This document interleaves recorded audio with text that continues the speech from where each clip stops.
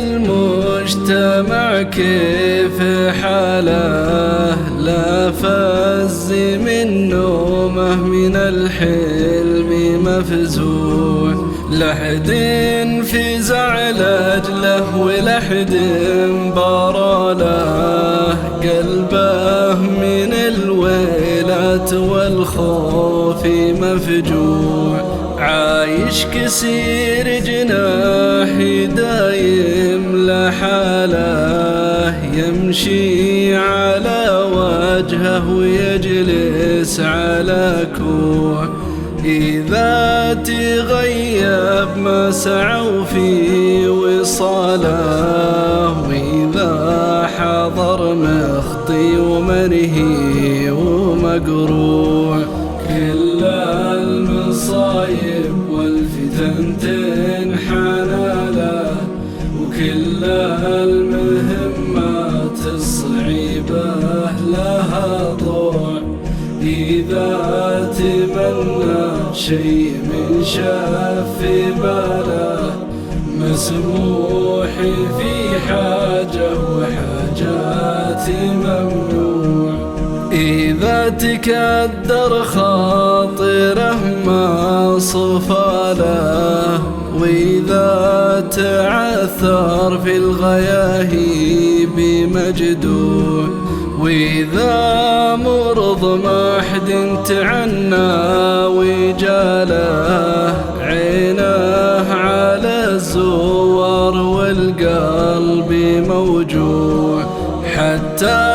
عنايتهم قليلة بحاله، لا ناشد ينشد ولا ناس وربوع، من صغر سنه عارف ما جرى له، من صغر سنه عايش الخوف والروع، في المدرسة ما له رفيق وزماله، ما يمتلك هنده والثوب مرقوع، إذا تحاكوا كل يعد ماله، وهو من المصروف والزاد مقطوع، ومعلمه في الصف لا ضاق باله، كثر مطالبه على كل موضوع، يعاقبه ويزيد فوق